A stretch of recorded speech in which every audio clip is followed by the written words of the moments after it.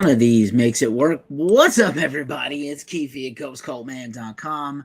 Happy May the 4th be with you and all that jazz. I'm just jumping on with a Monday night live stream to talk some Metallica. Morgan is here. Howdy, howdy, howdy. Safaris86 is here. I just thought there was some very interesting news today in the world of Metallica, and I should come on and talk about it with all of you. Thanks for being here. Thanks for passing by. In case you're brand new here, Ghost Cult is your one-stop shop, your 24/7, 365 rock and metal news source. We do music reviews and interviews with bands you care about. We cover festivals and shows all over the world. So we'll talk about the Jason news in 1 second. I made a little deck here with a little photo I have permission to use of Jason, or Jason Newsted, as we used to call him when he was in Metallica. The minutiae first, always, just really quick. We ran a brand new interview today with the guys from Cryptic Shift, great technical death metal band. Their new album, Outer Space and Inner Worlds, is out now. It's good that I can't remember these things. Rip Van Ripper's here. What's up? What's up? So, yeah, I just wanted to jump on. I saw this really great new interview with Jason. Obviously, there was some news late last week that he had battled cancer and just got like the all clear a year later, which, he's been a very private person, whether he was in Metallica or not. He's always been a very private dude. So, understandable and respectfully there. And then also, Glacial Musical Podcast is back. Last week we did a post-mortem on Record Store Day. I don't know how I feel about Record Store Day anymore, as it continues to be worse and worse for the record stores and not great for the record-buying public. But we're back this week with another AC/DC episode on Glacial Musical. Stay tuned for that. We got more interviews coming this week. My live stream is always on around Thursday. I missed it last week, just could not get it together to do one. Again, May the 4th be with you. It is Star Wars Day, so I have some of my Star Wars Funkos right behind me there. Just a few of my collection. And again, as usual, the tip menu, even though we do have some advertising that runs through the site and we do get some money from affiliate deals and things, we are still a DIY enterprise, just like you with your bands. What's up, Hales? Gabe is here from Anti Moz Beast.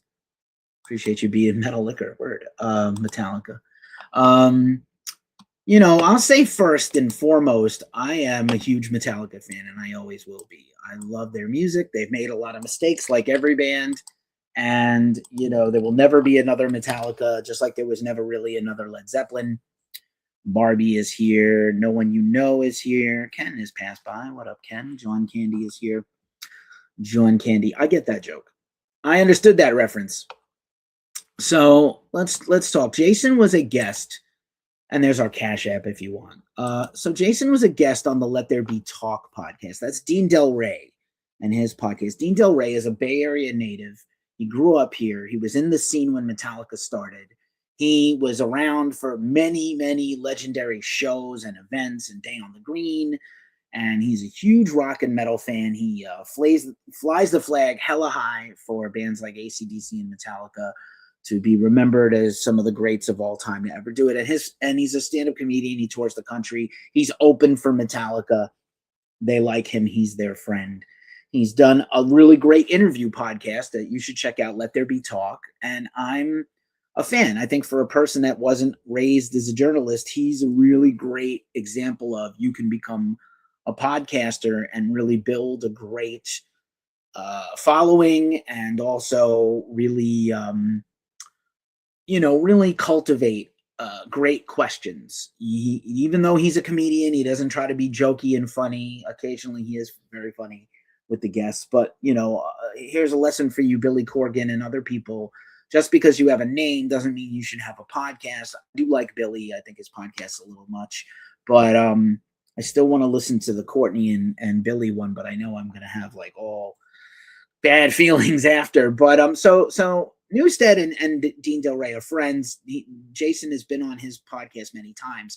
And what's super interesting is I think they have a rapport. I'm jealous. I would love to interview Jason, and I would love to have a rapport with Jason Newsted the same way Dean does, where Jason felt comfortable coming on his show and talking openly and candidly about things, not, no need to like hold back, right? And not need to worry about like, oh, this is going to come out bad later. I better watch my shit. Like, no, he just absolutely was himself 100%. And so, first and foremost, all respect. And one of the things Dean said is a lot of people ask him, they're like, this guy comes on, does, not that many interviews, but when he goes on interviews, he never trashes Metallica.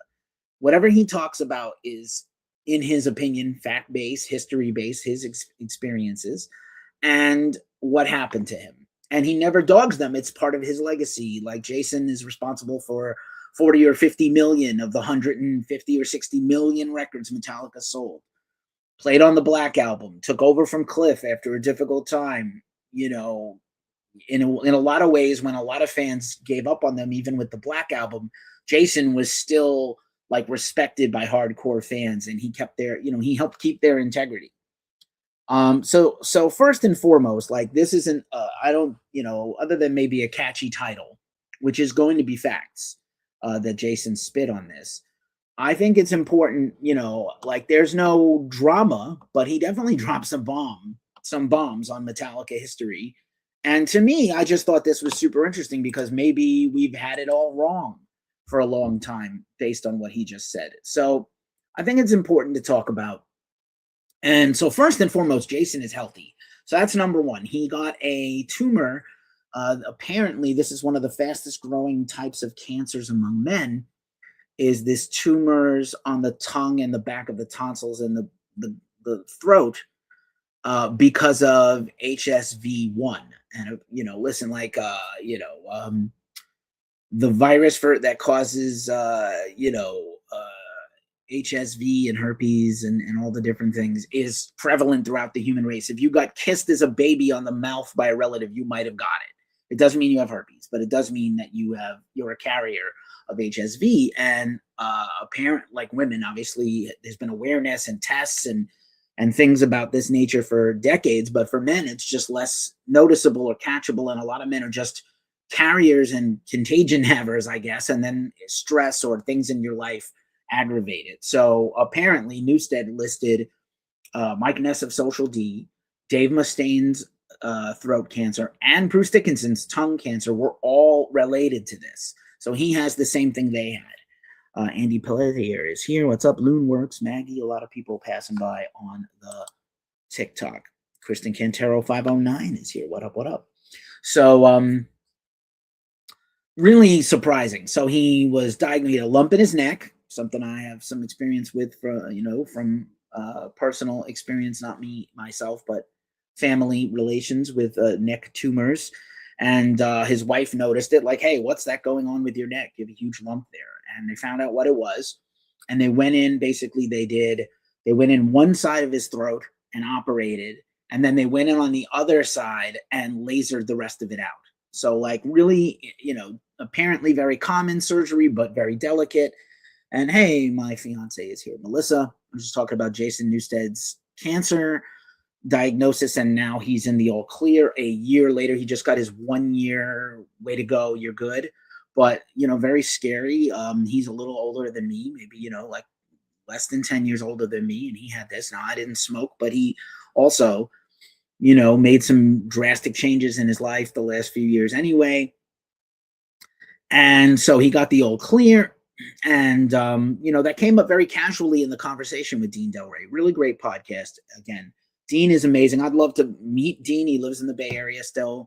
I'd love to interview him for this show. I would love to interview Jason, of course. So we'll see if we can get to cover him. He's about to go on tour with the Chop House Band, which is his band that goes all the way back to the early 90s when he had a studio and a record label called the Chop House and the Chop House Band and Chop House Records. And he's always had different incarnations of this thing. Battle Creek, Michigan, where he's from, the Bay Area, Florida, where he lived for a long time, and now upstate New York, where he lives. And he did this interview from his home where he has an art and a painting and music studio in the same room. Wonderful. Go check it out. He talks about some of his stuff. And So that was number one. He had cancer. We didn't know about it till the last few days. We know all about it now, and he's in the free and clear area. So, just absolutely grateful. We're losing so many of our rock heroes and rock soldiers, and I just don't want to lose any more. And he's a relatively young guy. So they caught it and he beat it. Wonderful. That's the number one. That's the headline. Like, Jason is cancer free, and that's great because he had cancer and he didn't tell anybody. He was very private about it. He made a comment that, like, the shape of his cranium is different now, like inside, but outside he's fine. And I couldn't see any visible scarring. He had like a little chin strap beard, a little fuzz, and you couldn't really tell if he had like major surgery on both sides of his body. You definitely didn't see it. And apparently his soft palate is not fully recovered in terms of food tastes and things, and certain things he can't have vinegar, or he can't have very carbonated beverages, or certain things he can't have them at all because it just overwhelms him. But his complex palate is still good. So certain herbs and certain cooking and certain genres of food are all good for him. So just very interesting stuff. And again, men, get yourself checked out. Again, this is like a silent killer of men, along with high blood pressure and heart attacks. I had another recent interview with an artist who's just a little bit older than me, who had a massive heart attack just a few years ago. And I was like, wow. And it was a real wake-up call. Rubber Band Man is here. What up, Adam? Good to see you. I owe you some more emails, pal. So just talking about Metallica and Jason Newsted and this interview he did with Dean Del Rey on Let There Be Talk, and I'll link it in the description after I'm done here. But the real thing, beside the fact, hey, Jason is cancer-free, and that's amazing. The real thing, beside Jason coming on tour soon with the Chop House Band, is that he shed new light on his exit from Metallica. Now, if you're out there, I'm going to do my best. I'm giving you secondhand information. I watched this interview twice. It's over an hour long, hour and a half each time. I watched it today while I did some work here. And that is good, Gabe. I appreciate that, brother. Yeah, man, we don't want to lose anybody else, man. We've already had some terrible losses this year, and I'm beyond sad about some of them. So Jason talks about his exit from Metallica. And honestly, again, if you think I have this wrong, jump in the comments and tell me. I am a huge Metallica fan. They are one of my favorite bands ever. Even though they've made terrible mistakes, I still love them. Their music holds up for me. I still have a tremendous connection to this music and that band. There will never really be another Metallica. But Jason talks about his exit from the band, and from whatever, about, the infamous Rolling Stone interview around right after I Disappear and all of that hit, and Napster and everything. And Jason talked about wanting to do other music, like Echo Brain and this, that, and the other thing. And talked to, like, we know from watching Some Kind of Monster, the band did not want to let him do this, and made it sound like he chose to leave Metallica because of Echo Brain and other musical projects he wanted to do. That's not true, according to what I saw in this interview. He set the record straight. It's partly true. He was doing other projects. He did want to do Echo Brain. He was very passionate about it.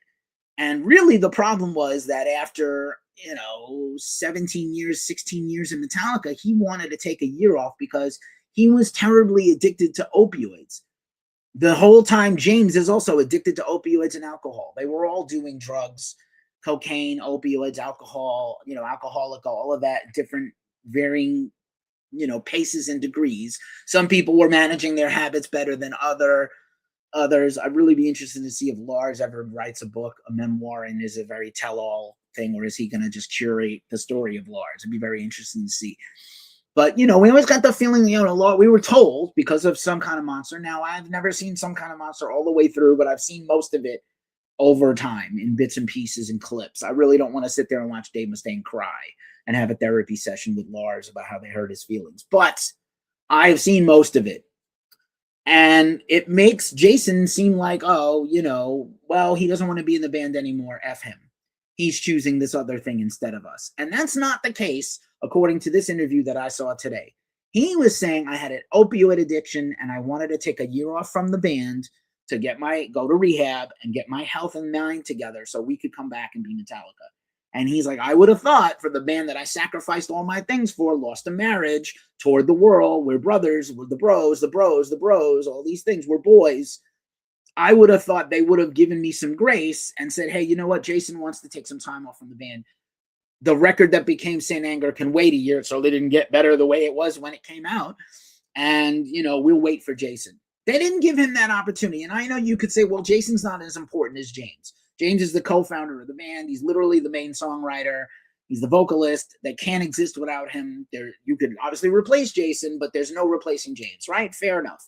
But it seems very backwards to me that right after Jason quits the band and they decide to keep going with Bob Rock on bass for the album and eventually audition new bassists to come on tour, they didn't give Jason that same grace. And it really turns out to be James is the reason. James and Lars did not want to stop the Metallica train. Now, I think back then, maybe there was this idea, the record industry is changing. If we don't constantly are not out in the public eye, we're gone.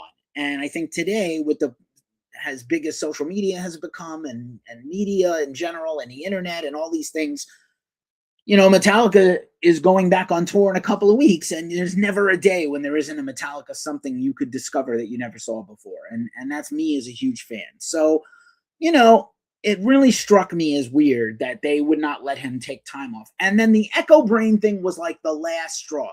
And again, it feels to me like they painted it as kind of Lars and Metallica Inc. versus Jason. But I'm going to be honest with you, and this has been talked about before, it was 100% James. James was the one who was incensed about Echo Brain. And he was like, Kirk is on other albums. James is on other albums. He was all over a couple of COC albums. Kirk played with Godflesh on a record and Spawn soundtrack and things like that. Why can't Jason have another band and have another project? And the management, Q Prime, who is one of the greatest management groups in the world, who still to this day are involved with managing Metallica, they told Jason, hey, we love Echo Brain and we're going to work with you. We're going to get you all the support you need to make this a huge hit thing. And James came in and said, absolutely not, no. And then they had to come back to Jason and say, we can't work on the record because James said no. That's insane to me. That's why he left the band. I need time off. I'm having health problems. Oh, sorry, buddy. I'm just talking about Jason's, you can watch the replay. I'm just talking about Jason, or listen to this when it's on the Ghost Cult Magazine podcast, wherever you listen to podcasts. But one, he had major addiction problems. And they didn't give him the same grace they were ready to give James. And James had, already been in rehab multiple times in his life, including right after S&M 2, more recently. Boxing Gospels. He's a huge scar across his neck. Yeah, I couldn't quite tell from this interview, Boxing Gospel, but I appreciate you. Thank you for coming in and mentioning it. In the video I saw, the lighting's not great. All of y'all out there that do, if you're a celebrity or a famous musician or whatever, just invest a little time and money into your studio. Get yourself a key light, get yourself some fun lighting, and get yourself a good camera instead of your laptop's webcam. That sucks. But, yeah, man, I'm just baffled by this, that they, first and foremost, he wanted to take time off, not because of Echo Brain. He wanted to take time off because he was suffering from opioid addiction, because he'd been using it to manage his pain in his neck and back for years, and it went sideways for him. It went really bad. And then he quits, and they use Echo Brain, what I feel as an excuse. And then James goes into rehab, and it's like, okay, well, we'll wait for James to come back out to finish the album. Lars and his, he just left and all of that bullshit. That's all performative. And I think this notion, listen, man, I'm a Lars defender. Day one, Lars lover and defender. There is no Metallica without Lars Ulrich. Lars is one of the greatest musicians ever. He's one of the greatest drummers ever. Not anymore, but he was initially. Does James take time off to go bear hunting? Yeah, he does a lot of shit that's very whatever. I mean, I don't have to like everybody's lifestyle that makes the music. My dork style is not determine my lifestyle or my music style, to paraphrase a terrible lyric from Saint Anger. But, whatever he chooses to do is his personal business. But the fact that they didn't give Jason any grace, and then the Echo Brain thing was actually not the reason. It was the last straw for him. It was the last straw for him, the way they acted. you know. And then Lars saying a little later on in some different interviews, like, well, you know, Jason had to get sacrificed. He was never really accepted into the band 100% by us, and this, that, the other thing. And he had to suffer so we could become the band we are now, which is like the band he wanted to be in, is the band they have with Robert now and Kirk now. And maybe that's all true, but I think that's a lot of lip service Lars likes to pay to himself.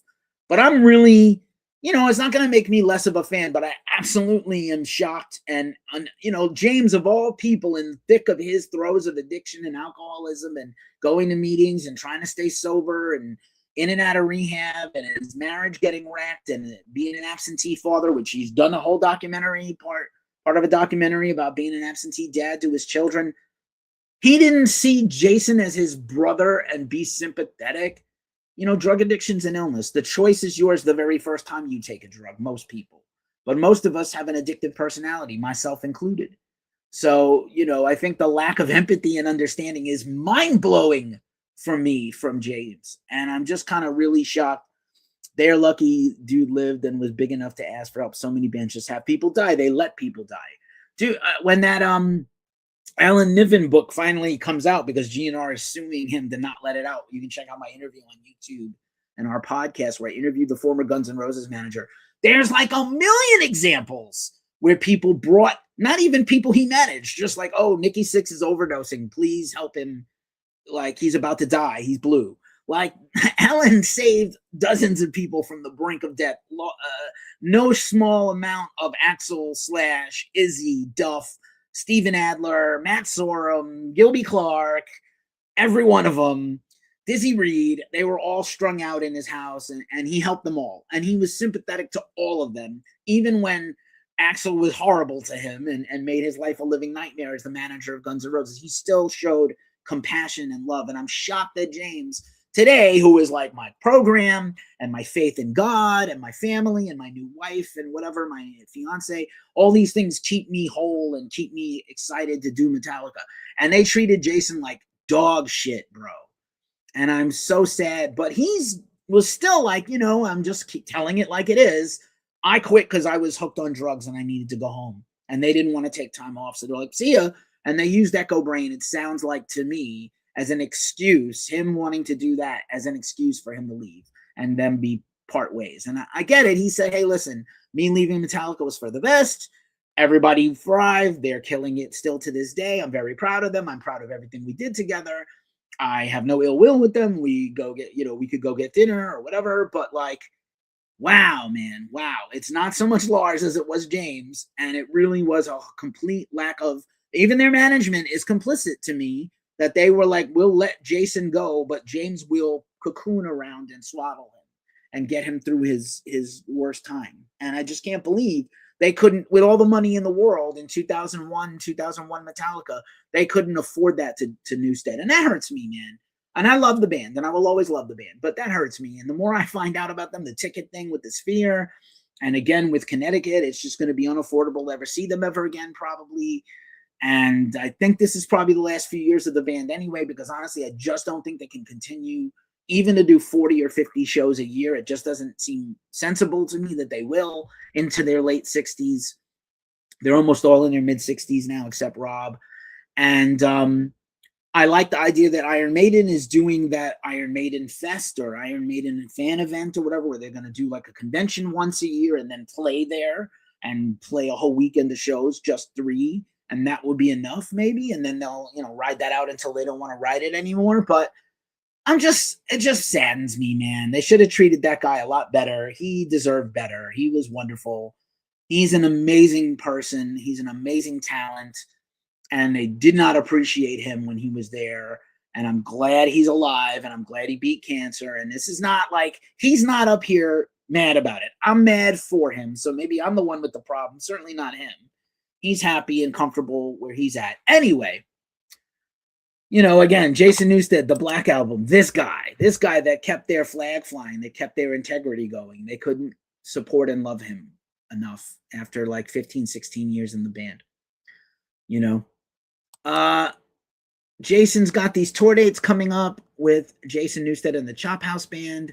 He's got a string of dates, as well as a long stretch of opening for Blackberry Smoke on their next tour.